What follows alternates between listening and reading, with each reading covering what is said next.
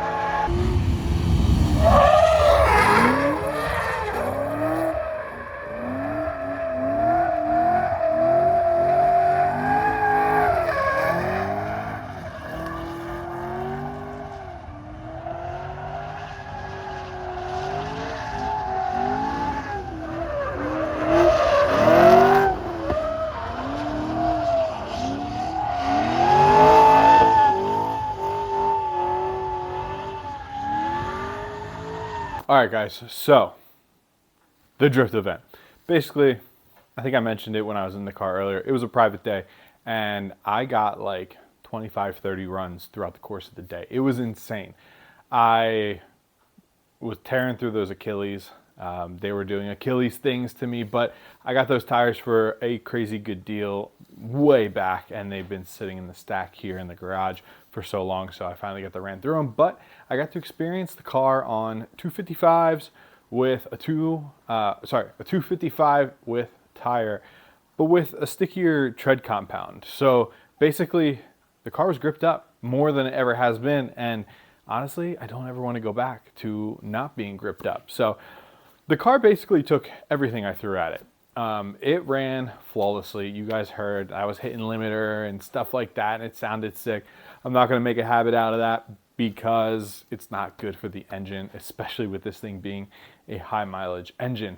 However, I do have the 391 differential that you guys saw in one of the recent videos when I assembled the LSD 391 from the SRX. So that differential will give me a couple hundred extra RPM, say in second gear on the skid pad, so that I'm not hitting limiter. I'm going to be down a couple hundred RPM and still be in the power band, but have a little more room in second gear to run the OSW skid pad layout. And then it should still be perfect for a track like Englishtown, where you put that thing in third and forget about it. So a couple issues I ran into, not major, all curable issues, but one of them was the shifting. I put the Hurst shifter in the car, and I was having trouble getting in the second sometimes. It was grinding if I was at like high RPM.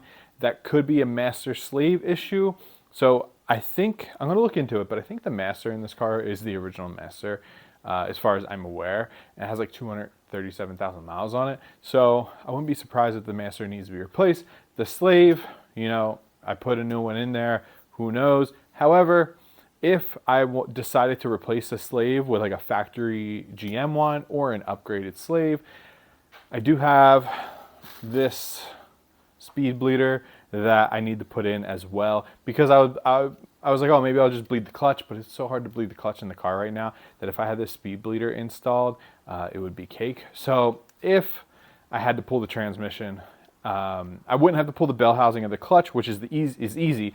The easiest part about pulling the transmission is that you can separate the transmission from the bell housing. So it's actually fairly simple to yank the trans from this thing, especially with the nice trans jack I bought from Harbor Freight. And if I replace the slave, I will throw the speed bleeder line in, and then we'll be good. But I got to look into that. And then cooling, when it was like 86 degrees out, I was able to get like 3 laps in before the car started getting warm. But then the adrenaline started kicking in, and I started driving harder and more and more and more. And the car was hovering around like the 230 mark a couple times, but then I would go out on track and it would actually come down while I was on track. And then it would creep back up when I would come off track. So I'm gonna look into that. Hood vents I think will definitely help, and it's been on my radar. So hood vents will be in the future. But otherwise, the car was fine. It did great. And, you know, I really can't complain whatsoever. So I have a new list of things to do, and basically those are the two major things, aside from making the car louder, which I really need to do.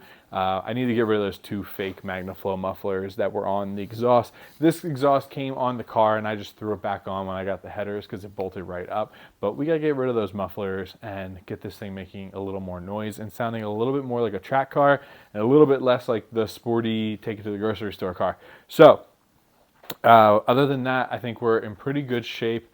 We do have Spring Break Bash coming up at OSW. That's in March, and that will be the next time that we're driving. I do plan on making the next video. I just want to give you guys an update on what's going on and what to expect this year, because some of the events that I had anticipated driving, I will not be driving, but I also have a new partnership and new parts that I want to announce as well. So that'll be in the next video.